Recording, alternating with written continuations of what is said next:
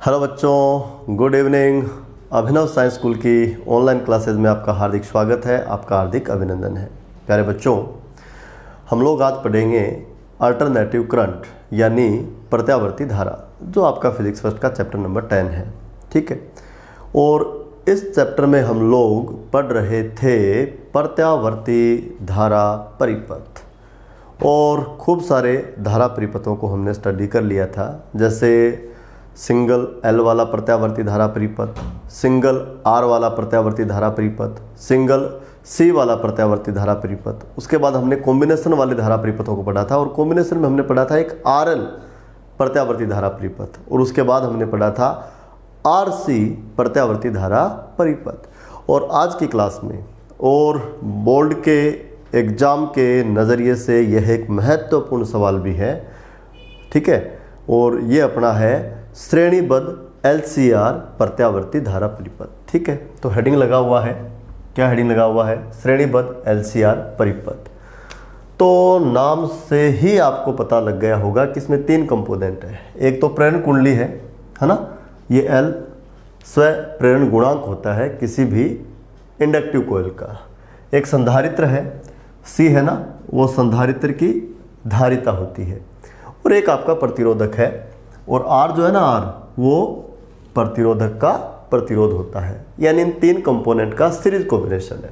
तो देखिए बच्चों, L C R series combination, तो ये पहला कंपोनेंट मैंने ले लिया। ठीक है, ये दूसरा कंपोनेंट मैंने ले लिया, ओके, और ये तीसरा कंपोनेंट मैंने ले लिया, और ये तीनों कंपोनेंट पॉइंट ए और पॉइंट बी के बीच सीरीज में कनेक्ट कर दिए। ओके, तो ये सीरीज कॉम्बिनेशन ऑफ एलसीआर है ना।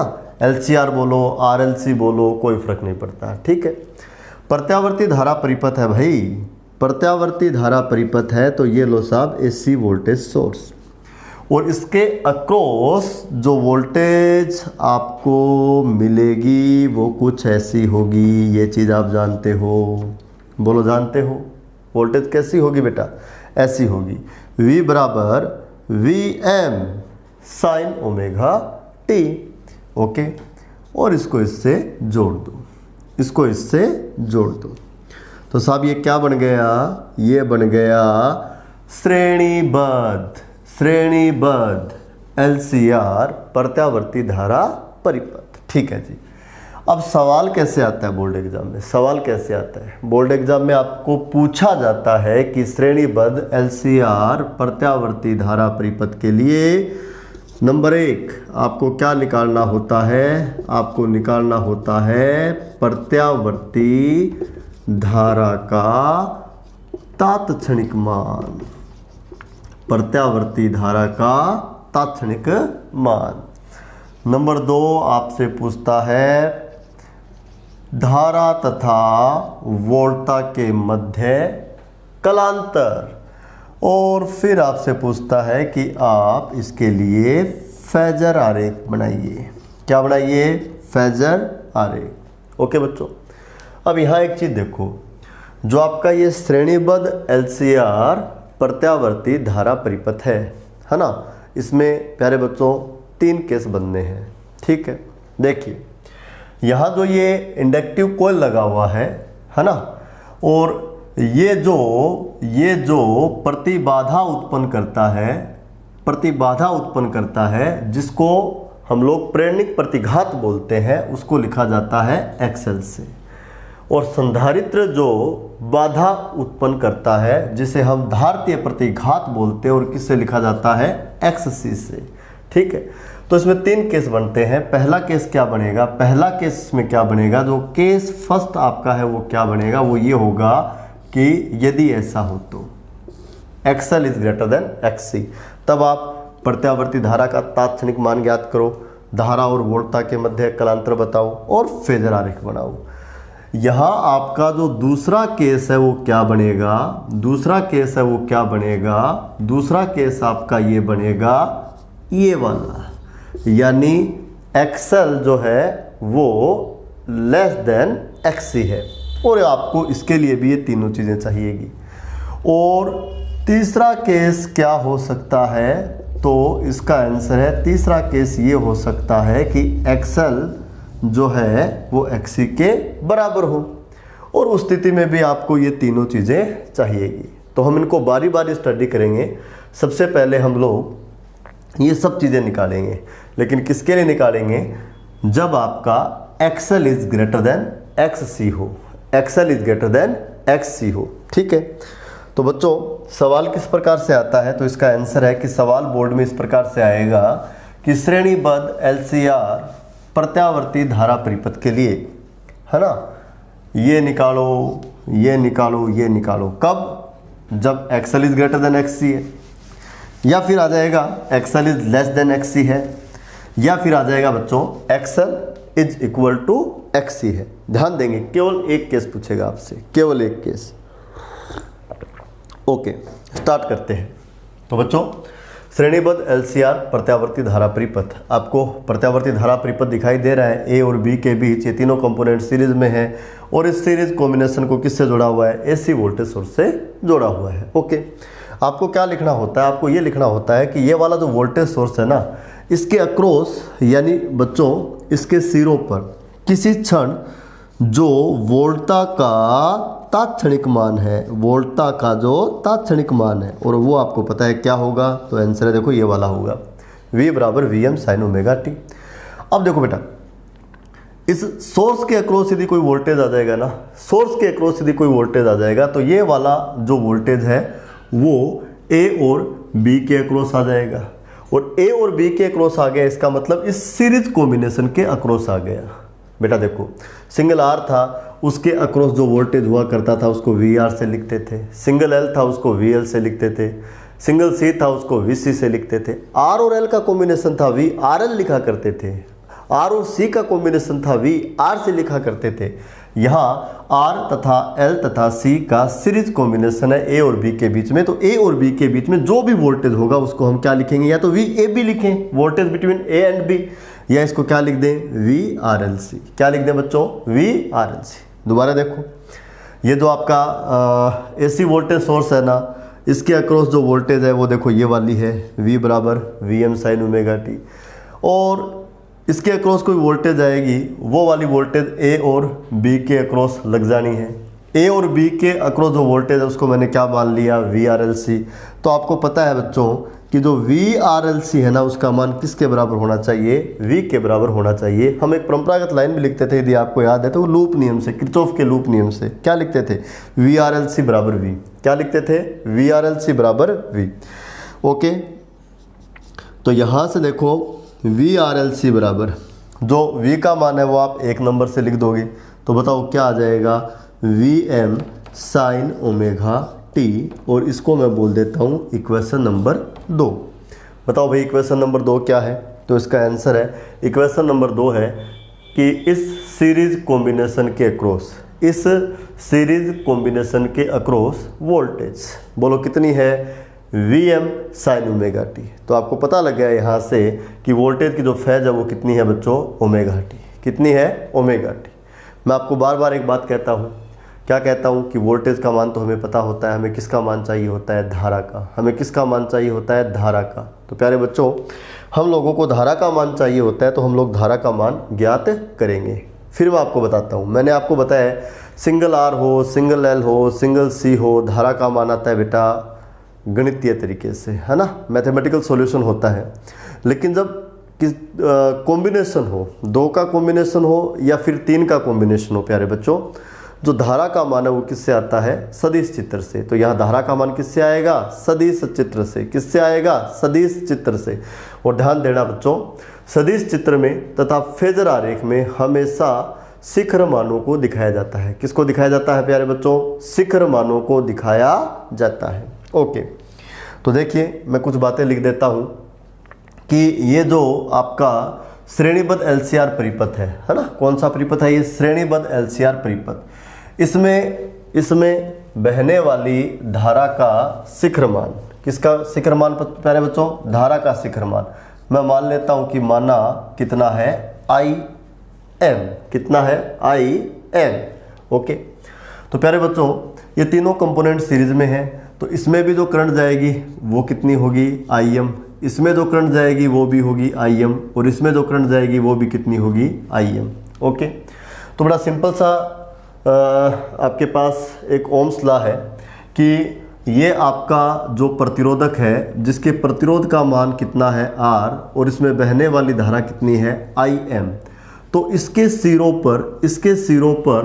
सिरों पर जो वोल्टेज ड्रॉप होगा उसका वैल्यू क्या होगा, तो ओम का नियम कहता है बहने वाली धारा गुणा प्रतिरोध, यानी आपका VMR बोलो कितना होगा Im गुणा R। ओके, इसी प्रकार मैं आपसे ये पूछ रहा हूँ कि जो आपका ये L है इसके सिरों पर ड्रॉप कितना होगा, L के सिरों पर ड्रॉप। तो प्यारे बच्चों ये जो आपका प्रेरण कुंडली है ना, ये धारा के रास्ते में जो रुकावट पैदा करता है, आपको याद होगा हम उसको क्या बोलते थे, प्रेरणिक प्रतिघात। क्या बोलते थे, प्रेरणिक प्रतिघात, धारा के प्रवाह में उत्पन्न बाधा। और किससे लिखते थे, तो आंसर है हम उसको लिखा करते थे प्यारे बच्चों किससे, XL से। किससे, XL से। तो ओम्स लॉ कहता है कि यदि प्रेरण कुंडली L के द्वारा धारा के प्रवाह में उत्पन्न की गई बाधा यदि XL है, तो इसके सिरों पर जो वोल्टेज ड्रॉप होगा उसका जो मान है वो होगा धारा गुणा रुकावट, और धारा गुणा रुकावट इसका मतलब बोलो क्या होगा, Im गुणा XL। ओके, इसी प्रकार संधारित्र धारा के प्रवाह में जो बाधा उत्पन्न करता है उसको हम धारितीय प्रतिघात बोलते थे और XC से लिखते थे। किससे लिखते थे, XC से। तो इसके सिरों पे जो ड्रॉप है वो क्या होगा, Im गुणा XC। तो ध्यान देंगे VMR ये क्या है, ये है R के सिरों पर वोल्टेज ड्रॉप।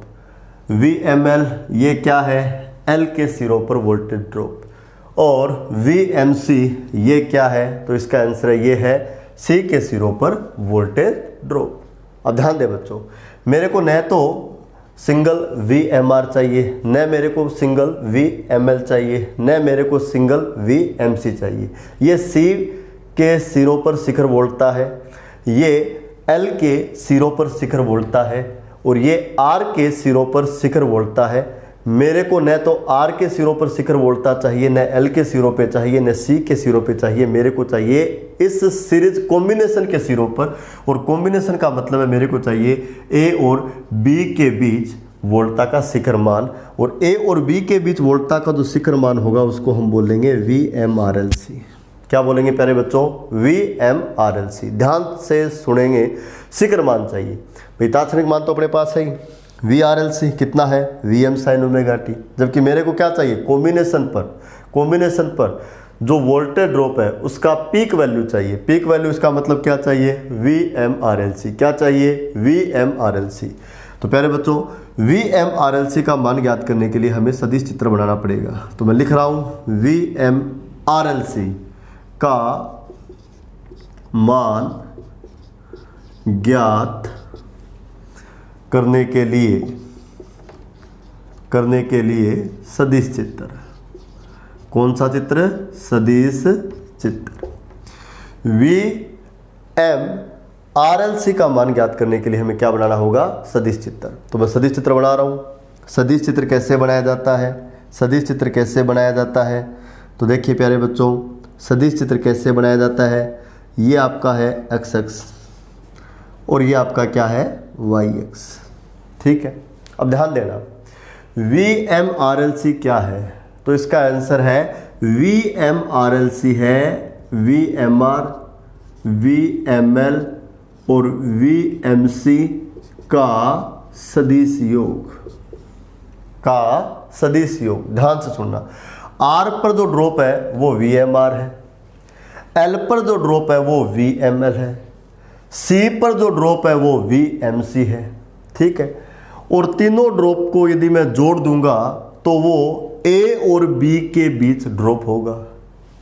A और B के बीच जो ड्रॉप है वो कॉम्बिनेशन पर ड्रॉप होगा, और जो कॉम्बिनेशन पर ड्रॉप है वो आपका क्या होगा, VMRLC। लेकिन ध्यान दें प्रत्यावर्ती धारा परिपथों में जो प्रत्यावर्ती वोल्टता है वो एक वेक्टर क्वांटिटी यानी सदिश राशि की तरह व्यवहार करती है। तो भैया इन तीनों का सीधा जो जोड़ है वो VMRLC नहीं होगा। कौन सा जोड़ होगा? सदिश जोड़। और सदिश जोड़ किससे करेंगे? सदिश चित्र की सहायता से। देखिए प्यारे बच्चों, ये वाला जो वोल्टेज है इसके लिए एक तीर बनेगा यानी एक वेक्टर बनेगा, इसके लिए एक और तीर बनेगा, इसके लिए एक और तीर बनेगा। कितने तीर बनेंगे? 3। और तीनों तीर को यानी तीनों वेक्टर को जब आप जोड़ोगे तो आपको ये वाला मिलेगा यानी आपको VMRLC मिलेगा। ओके, तो आपको सदिश चित्र में ये 3 वेक्टर दिखाने हैं, इसका मतलब आपको ये 3 तीर बनाने हैं। अब इन तीनों को बनाने के लिए हम लोग क्या काम करते हैं कि धारा को रेफरेंस के रूप में काम में लेते हैं और धारा सदिश दिखाया जाता है हमेशा x दिशा में। कहाँ दिखाया जाता है? x दिशा में। तो ये मैं धारा सदिश दिखा देता हूँ और इसको मैं बोल देता हूँ IM और इसको मैंने क्या बोल दिया? O। ठीक है, तो धारा को रेफरेंस के रूप में लिया है और हमेशा कहाँ दिखाते हैं? x दिशा में। अब देखो हमें VMR को दिखाना है, VMR, और VMR जो है वो धारा की दिशा में होगा। याद है ना आपको? शुद्ध प्रतिरोध वाला प्रत्यावर्ती धारा परिपथ और शुद्ध प्रतिरोध वाले प्रत्यावर्ती धारा परिपथ में आपको याद होगा कि वोल्टता तथा धारा के मध्य कलांतर शून्य होता है। इसका मतलब दोनों की कला एक समान होती है, इसका मतलब दोनों की दिशा एक समान होती है, दिशा एक समान है। इसका मतलब धारा यदि x दिशा में है तो R के सिरों पे जो वोल्टेज है जिसको आपने VMR से लिखा है वो भी धारा की दिशा में होगा और धारा की दिशा में होने का मतलब वो होगा x दिशा में। तो VMR को इस वाले तीर से दिखा दिया। अब हमें दिखाना है VML को। याद है ना? L यानी लेग यानी धारा 90 डिग्री क्या रहती है? पीछे। धारा 90 डिग्री पीछे है तो वोल्टता 90 डिग्री आगे होगी। ध्यान देना बेटा, शुद्ध L वाले में मैंने बताया था L फॉर लेग का मतलब पीछे रहना, यानी उसमें धारा 90 डिग्री क्या रहती है? पीछे। धारा 90 डिग्री पीछे रहती है, इसका मतलब वोल्टता 90 डिग्री क्या रहेगी? आगे। और वोल्टता यदि 90 डिग्री आगे रहेगी, वोल्टता यदि 90 डिग्री आगे रहेगी, वोल्टता यदि 90 डिग्री आगे रहेगी तो देखो वोल्टता सदिश को इस प्रकार से दिखाएंगे। तो यहाँ देख लीजिए, ये धारा की दिशा है और ये वोल्टता की दिशा है और यहाँ वोल्टता की दिशा धारा से 90 डिग्री आगे है, या फिर आप कह सकते हो धारा जो है वो वोल्टता से 90 डिग्री पीछे है। इसके बाद आपका रह गया VMC। शुद्ध C वाले में धारा जो है वो 90 डिग्री क्या रहती थी? आगे। इसका मतलब वोल्टता 90 डिग्री क्या रहेगी? पीछे। और वोल्टता 90 डिग्री पीछे रहेगी, वोल्टता 90 डिग्री पीछे रहेगी, इसका मतलब VMC को इस प्रकार से दिखाया जाएगा। VMC को इस प्रकार से दिखाया जाएगा। देखिए बच्चों, इस सदिश चित्र में मैंने 3 तीर बना दिए। यहाँ एक विशेष बात है जो मैं आपको बता देता हूँ। याद रखना, मैं ये चीज़ें यहाँ लिख देता हूँ कि आपका जो VMR है वो तो है IM गुणा R, VML जो है वो है IM गुणा XL और VMC जो है उसका मान है IM गुणा XC। ओके, अब यहाँ जो हम VMRLC का मान ज्ञात कर रहे हैं, ये केस नंबर फर्स्ट के लिए। 3 केस है प्यारे बच्चों इसमें। ये केस नंबर फर्स्ट के लिए है और केस नंबर फर्स्ट आपका है XL is greater then XC। XL is greater then XC। और यदि XL is greater then XC होगा तो देखिए IM गुणा XL ये तो होता है VML और IM गुणा XC ये होता है VMC। इसका मतलब यहाँ VML इज ग्रेटर देन क्या होगा? VMC। यानी ML बड़ा होगा, ML बड़ा होगा तो देखो ये वाला तीर मैंने दिखाया है बड़ा और ये वाला तीर मैंने क्या दिखाया है? छोटा। तो ये सदिश चित्र किसके लिए बड़ा है? तो केस नंबर फर्स्ट के लिए बड़ा है। और केस नंबर फर्स्ट आपका क्या है? तो इसका आंसर है केस नंबर फर्स्ट आपका है XL is greater then XC। Case number first आपका क्या है? XL is greater then XC। ध्यान दो प्यारे बच्चों, यदि XL is greater then XC होगा, XL is greater then XC होगा तो VML is greater then VMC होगा। और सदिश चित्र में मैंने VMC वाले एरो की तुलना में VML वाला एरो बड़ा दिखाया है। ओके, बन गया सदिश चित्र। अब देखो बच्चों, इन तीनों का जो जोड़ है वो आपका VMRLC है। तो इन तीनों को जोड़ते हैं, तो VML तथा VMC को जोड़ोगे तो आपको मिलेगा VML माइनस VMC, ये वाला तीर। अरे भाई थीटा 190 डिग्री है तो रिजल्टेंट होता है A माइनस B, और रिजल्टेंट बड़े वेक्टर की ओर होता है। तो यदि ये आपका 100 न्यूटन है और ये यदि आपका 10 न्यूटन है तो रिजल्टेंट होगा 90 न्यूटन, और वो कहाँ होगा, ऊपर की ओर। तो प्यारे बच्चों ये वाला था VML, ये वाला है आपका VMC, ये वाला आपका बड़ा है, तो रिजल्टेंट जो होगा वो VML माइनस VMC होगा, और कहाँ होगा, ऊपर की ओर। तो यहाँ जो छोटे वाला तीर मैंने बनाया है, छोटे वाला तीर, ये वाला तीर VML तथा VMC वाले तीर का सदिश योग है। तो दो तीर तो जुड़ गए। अब इस वाले में ये तीसरा तीर जोड़ दो, VMR वाला। कौन सा, VMR वाला। ये वाला तीर जुड़ेगा समांतर चतुर्भुज नियम से, समांतर चतुर्भुज नियम से। तो सबसे पहले तो हमें समांतर चतुर्भुज बनाना होगा, ये देखिए समांतर चतुर्भुज मैंने बना लिया। इसको मैंने क्या बोला हुआ है, O, इसको मैं बोल देता हूँ प्यारे बच्चों, इसको मैं बोल देता हूँ A, और इसको मैं बोल देता हूँ B। तो समांतर चतुर्भुज बन गया, ठीक है। समांतर चतुर्भुज की ये वाली भुजा पहला वेक्टर है और ये वाली भुजा दूसरा वेक्टर है, और मेरे को इन दोनों वेक्टर को, इन दोनों तीरों को जोड़ना है। तो समांतर चतुर्भुज नियम कहता है कि दोनों तीरों के कटान बिंदु से निकलने वाला विकर्ण, दोनों तीरों के कटान बिंदु से निकलने वाला समांतर चतुर्भुज का जो विकर्ण है वो इन दोनों के योग को बताता है, और इन दोनों का जो योग है वो है VMRLC। भाई सीधी सीधी बात है। ये क्या है, तो इसका आंसर है, ये पहला तीर है VMR, दूसरा तीर है VML, और तीसरा तीर है VMC। इन तीनों का योग, पहला तीर है VMR, दूसरा तीर है VML, तीसरा तीर है VMC, और इन तीनों तीरों का जो योग है वो आपका क्या है, VMRLC। तो प्यारे बच्चों यहाँ जो OB वाला तीर है ना, OB वाला तीर, ये पहला तीर तो है VML, दूसरा तीर है VMC, और तीसरा तीर है VMR। इन तीनों के सदिश योग से प्राप्त हुआ है, और तीनों का जो सदिश योग है वो आपका क्या है, VMRLC। इसलिए मैंने इसको क्या लिखा है, VMRLC। एक बार दोबारा समझ लो इसको। पहला तीर था VML, दूसरा तीर था VMC, तीसरा तीर था VMR, तीनों को जोड़ना था। तो पहले हम VML तथा VMC को जोड़ लेते हैं। इन दोनों का जो जोड़ है वो ये आएगा VML माइनस VMC, यानी ये वाला तीर। अब इस वाले तीर में ये वाला तीर जोड़ना है, तो समांतर चतुर्भुज के नियम से इन दोनों का योग OB वाला तीर होगा, और OB वाला जो तीर है वो ये जो कॉम्बिनेशन है, इस कॉम्बिनेशन के ऊपर शिखर वोल्टता होगी। इसका मतलब ये क्या होगा, VMRLC। क्या होगा, VMRLC। अब एक चीज़ देखो प्यारे बच्चों, कॉम्बिनेशन पर वोल्टेज वाला तीर आपको दिखाई दे रहा है OB, धारा है OX की दिशा में, और दोनों के बीच में देखो एक एंगल बन रहा है, और ये वाला एंगल है इनके मध्य कलांतर, और इसको मैंने किससे लिखा हुआ है, फाई से। ये वाला जो एंगल है ना, ये वाला एंगल है, इसको मैंने किससे लिखा हुआ है, फाई से। ये इन दोनों के मध्य बोलो क्या है, कलांतर। देखिएगा आप लोगों को क्या पूछेगा, आप लोगों को पूछेगा कि श्रेणीबद्ध LCR परिपथ के लिए XL is greater then XC हो तो प्रत्यावर्ती धारा का तात्क्षणिक मान ज्ञात कीजिए।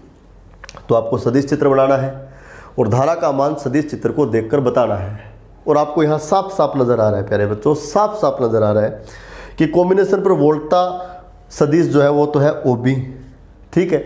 धारा सदिश है X दिशा में, दोनों के मध्य एक कोण बन रहा है जिसको मैंने किससे लिखा है, फाई से, और ये क्या है, कलांतर। और यहाँ दिखाई दे रहा है कि धारा जो है वो वोल्टा से फाई कोण पीछे है। धारा जो है वो वोल्टा से फाई कोण पीछे है। ये वोल्टा की दिशा है, ये धारा की दिशा है, और इस वोल्टा की दिशा से यह जो धारा की दिशा है वो कितने कोण पीछे है, फाई कोण पीछे। बस यदि ये देखना आ गया तो आप धारा का समीकरण लिख सकते हो। कैसे लिख सकते हो? क्योंकि आपको पता है कि वोल्टा की जो कला है वो है ओमेगा टी। कितनी है? Omega T. और धारा वोल्टा से फाई कोण पीछे है, और फाई कोण पीछे है तो बोलो धारा की जो कला है वो कितनी होगी, ओमेगा टी माइनस फाई। यदि धारा आगे होती तब तो ओमेगा टी प्लस फाई, धारा पीछे तब क्या होगा, ओमेगा टी माइनस फाई। वोल्टा प्रत्यावर्ती है तो धारा भी प्रत्यावर्ती होगी, और धारा यदि प्रत्यावर्ती होगी तो धारा का समीकरण कुछ इस प्रकार से होगा, आई बराबर क्या होगा, I M sine omega T minus phi. और ये आपका पहला सॉल्यूशन आ गया।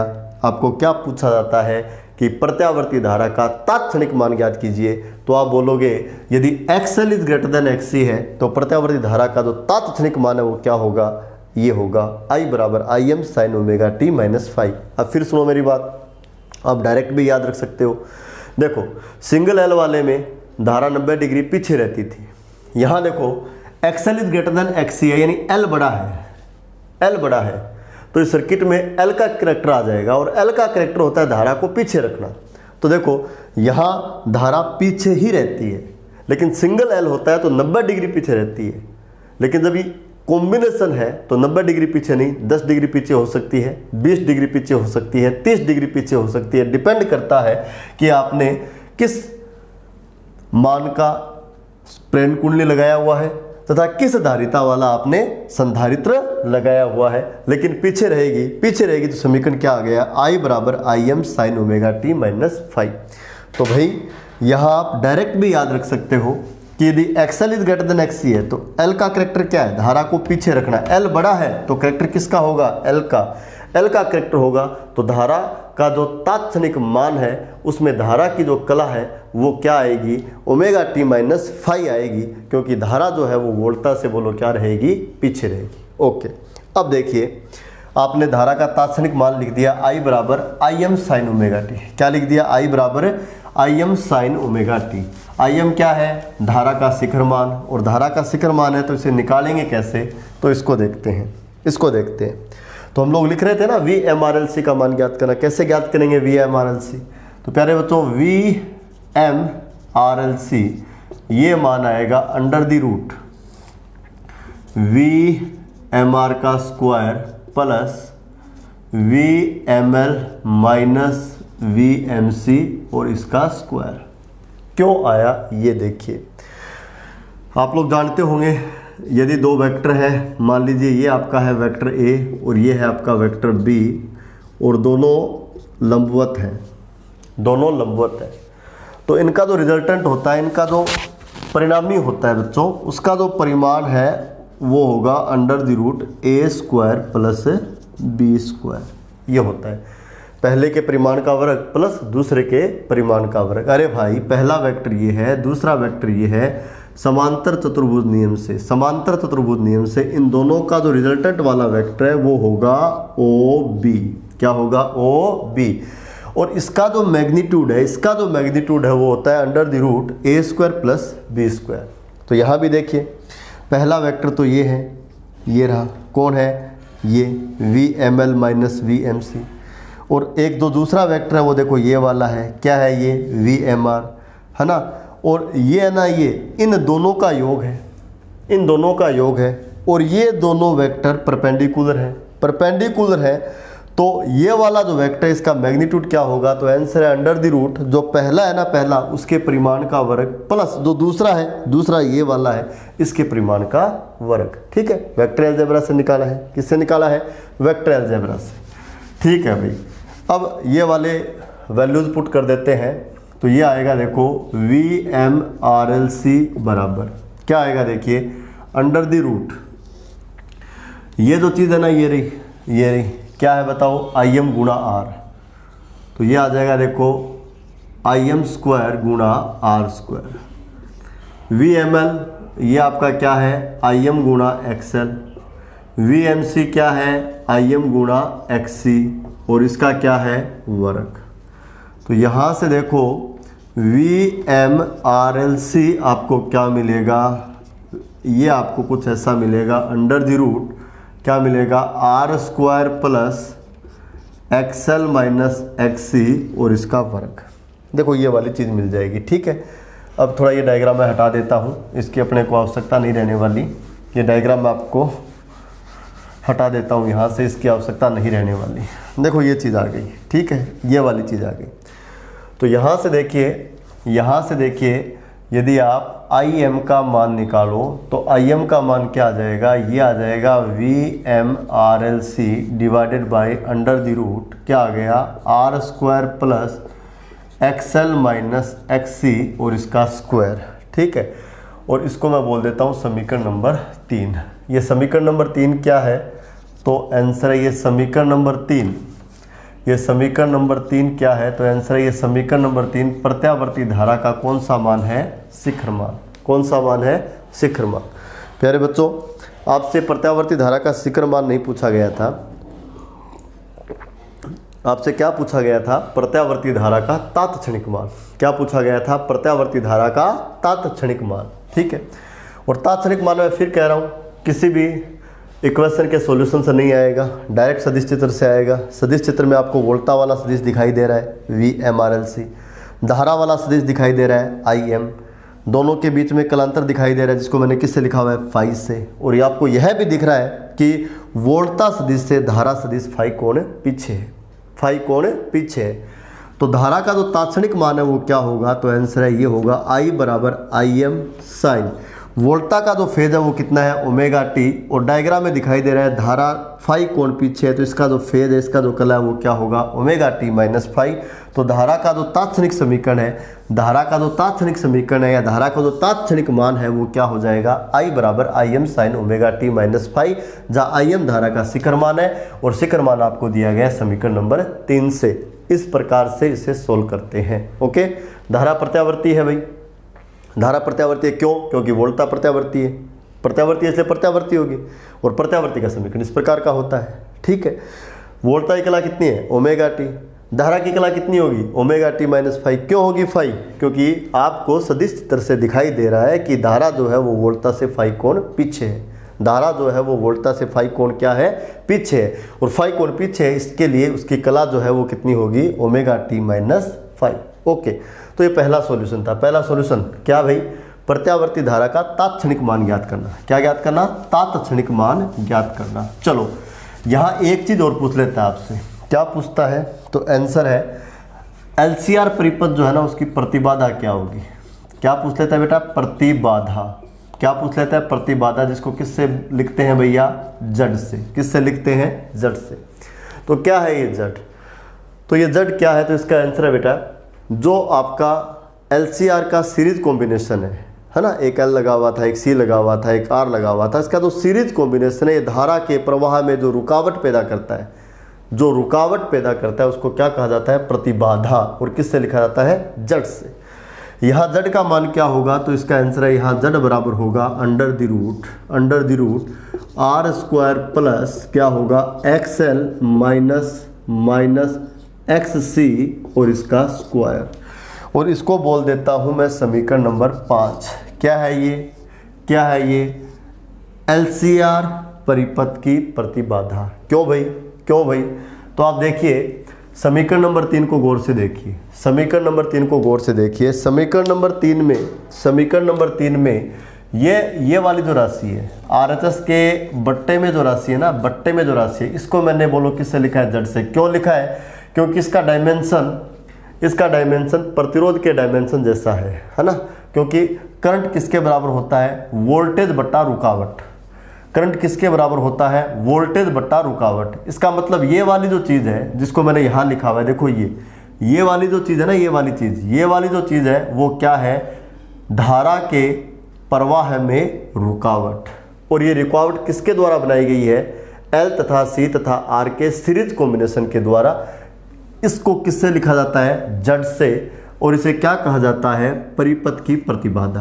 क्या कहा जाता है, परिपथ की प्रतिबाधा। तो बोलो बच्चों प्रतिबाधा का मान कितना आ गया, तो आंसर है जड़ आ गया। बोलो Z बराबर क्या होता है? तो आंसर है under the root R square plus XL minus XC का स्क्वायर। आर क्या है? तो इसका आंसर है प्रतिरोधक का प्रतिरोध। एक्सएल क्या है? तो आप कहोगे प्रेरणिक प्रतिघात, और एक्सी क्या है? धारितीय प्रतिघात। ठीक है, तो देखिए नंबर 1 आपने क्या ज्ञात किया भैया? प्रत्यावर्ती धारा का तात्क्षणिक मान। और एक एक्स्ट्रा चीज आपने और निकाल ली। बोलो आपने क्या निकाला? आपने निकाला एलसीआर परिपथ का प्रतिबाधा। ठीक है, तो नंबर 1 काम आपका हो गया। अब नंबर 2 काम आपको क्या निकालना होता है? कलांतर। क्या निकालना होता है? कलांतर। कलांतर निकालेंगे। क्या निकालेंगे भाई? कलांतर। क्या निकालेंगे? कलांतर। कलांतर। तो देखिए जो आपका एक समकोण त्रिभुज बन रहा है, कौन सा? ओ ए बी। ये आपका O है, ये आपका A है, ये आपका B है। ये वाला जो आपका समकोण त्रिभुज बन रहा है, इसमें tan फाई निकालो। लाल बटा कक्का से, लाल बटा कक्का से ये आपका होगा लंब बटा आधार, और लंब का मतलब बोलो आपका क्या है? लंब का मतलब आपका क्या है? AB, और आधार का मतलब आपका क्या है? OA। क्या है? OA। लाल बटा कक्का से लंब बटा आधार, तो आपका लंब कौन है? AB, आपका आधार कौन है? OA। ठीक है, तो यहाँ से देखिए tan फाई बराबर AB जो है ना, AB, इसको यदि मैं C बोलूँ तो वो OC के बराबर है ना। समांतर चतुर्भुज नियम है, आमने सामने की भुजाओं की लंबाई बराबर होती है। तो AB किसके बराबर है? OC के। और OC का मतलब क्या है? VML minus VMC। और OA का मतलब क्या है? VMR। ओके, इसको और आगे सोल्व करता हूँ, इसको और आगे सोल्व करता हूँ, इसको और आगे सोल्व करता हूँ भाई, इसको और आगे सोल्व करता हूँ, और आगे सोल्व करता हूँ तो क्या आता है? तो ये आपको मिलेगा देखो tan फाई बराबर, है ना, जो आपका VML है वो क्या है? IM गुणा XL। जो आपका VMC है वो क्या है? IM गुणा XC। और जो आपका VMR है वो क्या है? तो इसका आंसर है IM गुणा R। IM आपका कैंसिल हो जाना है। तो यहाँ से देखो tan फाई आपको कितना मिलना है? ये मिलना है XL माइनस XC बट्टा R। ठीक है, तो यहाँ से आपको फाई कितना मिलना है? तो आंसर है tan inverse XL minus XC बट्टा R। और ये समीकरण नंबर आपका जो भी है, समीकरण नंबर आपका जो भी है, मान लो ये समीकरण नंबर आपका कितना है? 6। कितना नंबर है? 6। ये क्या है? कलांतर। क्या है? कलांतर। किसके लिए? श्रेणीबद्ध एलसीआर परिपथ के लिए। कब? जब आपका XL इज ग्रेटर देन क्या है? XC। ओके, इसके बाद देखो बच्चों, हम लोगों को क्या खींचना है? फेजर आरेख। ये सारी चीज़ें हटा देता हूँ मैं, बहुत सरल सी चीज़ है। इसके बाद हमें बनाना है फेजर आरेख। बोलो क्या बनाना है भाई? फेजर आरेख। क्या बनाना है? फेजर आरेख। बड़ा सिंपल है। क्या बनाना है? फेजर आरेख। फेजर आरेख। क्या बनाना है भाई? फेजर आरेख। अब फेजर आरेख में देखो बेटा, फेजर आरेख में 2 चीज़ दिखाते हैं। क्या? 2 चीज़। पहली चीज़ क्या दिखाते हैं? बोलो वोल्टा सदिश। वोल्टा सदिश का मतलब एक तीर दिखाएंगे। नंबर 2 क्या दिखाते हैं प्यारे बच्चों? धारा सदिश। धारा सदिश का मतलब एक तीर और दिखाएंगे, यानी कितने तीर दिखाएंगे? 2 तीर। और साथ में क्या दिखाएंगे? कला। साथ में क्या दिखाएंगे? कला। यानी वोल्टा सदिश जो है उसकी कला भी आपको उस आरेख में दिखेगी, धारा सदिश है उसकी कला भी आपको उस आरेख में दिखेगी। कहने का मतलब एक आपको एंगल दिखेगा और उसमें कितने तीर होने चाहिए? 2। कितने तीर होने चाहिए? 2। एक तो धारा का वाला तीर और एक वोल्टा वाला तीर। अब वोल्टा वाला तीर किसका? क्या VMR वाला? क्या VML वाला? क्या VMC वाला? तो आंसर है नहीं नहीं नहीं। ये आपका श्रेणीबद्ध एलसीआर परिपथ था, और श्रेणीबद्ध एलसीआर परिपथ का मतलब होता है कॉम्बिनेशन पर जो वोल्टा थी ना उस वाला तीर, यानी VMRLC वाला तीर। और VMRLC का लोकेशन बनाने के लिए हमें मजबूरी में इस चित्र में तीनों तीर दिखाने पड़ेंगे, क्योंकि इन तीनों तीरों का जब आप योग करोगे तब आपको इसका लोकेशन मिलेगा। लेकिन हमें मेनली इस वाले तीर को दिखाना है। श्रेणीबद्ध एलसीआर सर्किट है भाई, और श्रेणीबद्ध एलसीआर सर्किट है तो इसमें वोल्टा सदिश का मतलब क्या है कि तीनों के सीरीज कॉम्बिनेशन पर जो वोल्टेज है वो वाला तीर, और सीरीज कॉम्बिनेशन पर जो वोल्टेज है वो बोलो कौन से वाला है, VMRLC वाला है। इसका मतलब ये वाला तीर आपको दिखाना है। और ये वाला तीर आपको पता है MR, ML तथा MC इन 3 तीरों के योग से प्राप्त होता है। तो मजबूरी में हमें इस चित्र में ये तीनों तीर भी दिखाने पड़ेंगे। खैर छोड़ो, किस प्रकार से फेजर आरेख बनाते हैं आप तो ये समझो, किस प्रकार से फेजर आरेख बनाते हैं आप तो ये समझो। तो ध्यान देना बेटा, फेजर आरेख बनाते समय क्या काम करेंगे, फेजर आरेख बनाते समय क्या काम करेंगे, फेजर आरेख बनाते समय क्या काम करेंगे, धारा को किसी एंगल पे दिखा देंगे, धारा सदिश को किसी एंगल पे दिखा देंगे। सदिश चित्र में धारा जो है वो x दिशा में दिखाई जाती है, लेकिन प्यारे बच्चों ध्यान रखना, जब फेजर आरेख बनाओ तो धारा को आप x के साथ किसी दिशा में दिखा देंगे। क्यों दिखाएंगे, क्योंकि आपको पता है धारा की कोई ना कोई फेज होगी, कोई ना कोई कला होती है ना। जैसे कला क्या थी यहाँ, I बराबर क्या था, Im sin omega t minus five, कला क्या थी ओमेगा t माइनस फाइव। और कला होती है धारा सदिश के द्वारा हॉरिजॉन्टल से यानी अक्ष के साथ बनाया गया कोण। इसका मतलब धारा सदिश यदि कला के साथ दिखाओगे तो हॉरिजॉन्टल से किसी न किसी एंगल पर होगी, किसी न किसी एंगल पर होगी तो किसी न किसी डायरेक्शन में दिखा दिया। ओके, Im दिखा दिया। अब आपको चूंकि आप धारा सदिश दिखा चुके हो, धारा सदिश आप दिखा चुके हो, तो आपको अब क्या दिखाना है, वोल्टा सदिश। और वोल्टा सदिश का मतलब आपको क्या दिखाना है, VMRLC। क्या दिखाना है, VMRLC। तो VMRLC को दिखाने के लिए मैं देखो क्या काम करता हूँ।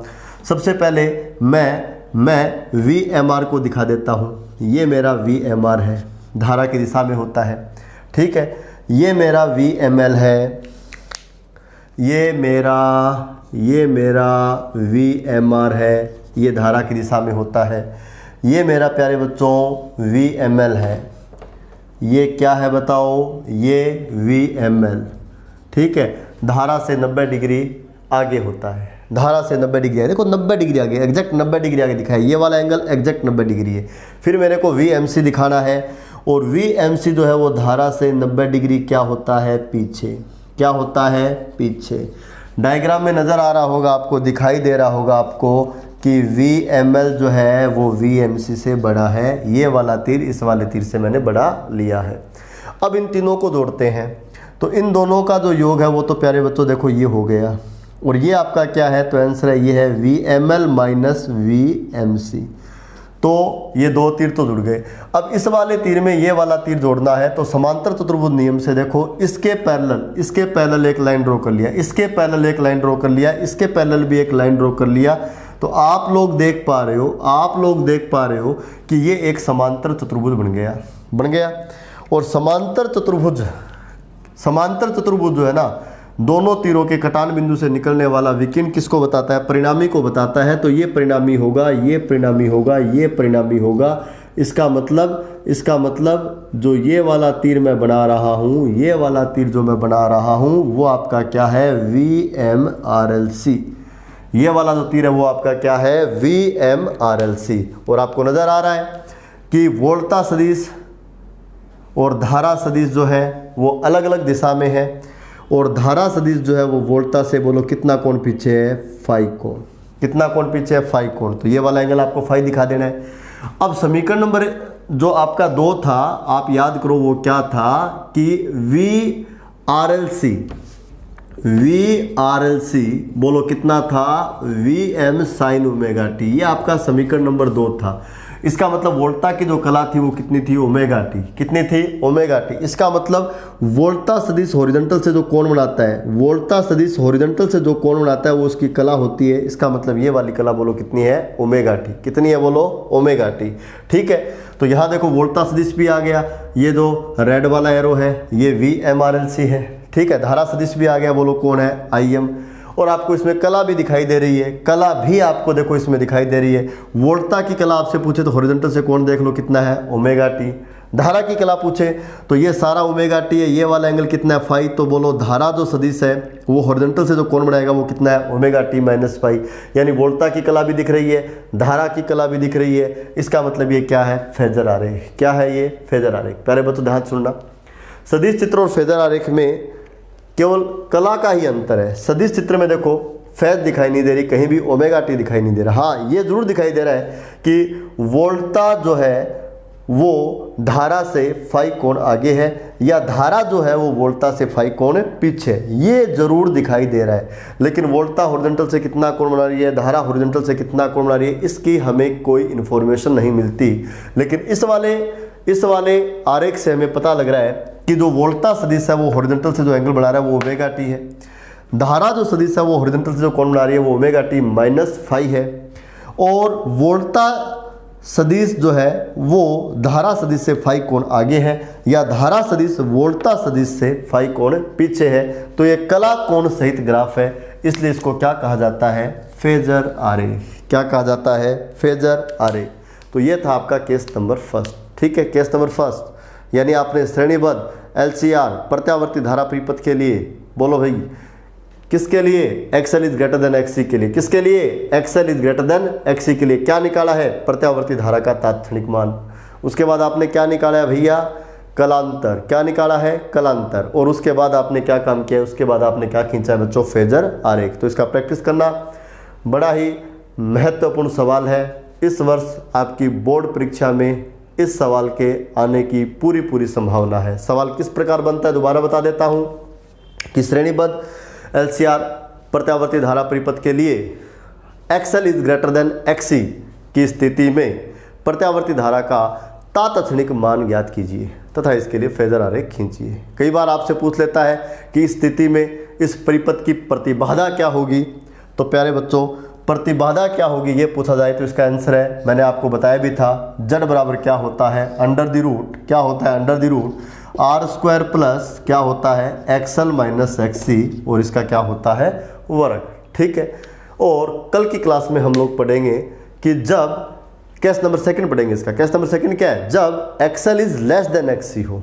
और इसके साथ साथ कल की क्लास में हम तीसरा केस भी पढ़ेंगे, तो बहुत ही इंपॉर्टेंट केस है, और वो क्या होगा आपका, XL is equal to XC, XL is equal to XC. और ये जो तीसरे वाला केस है ना, इसको हम बोलते हैं कि जब XL is equal to XC है तो आपका जो एलसीआर सर्किट है वो रेजोनेंस में है, यानी किस में है, अनुनाद में। Okay, thank you.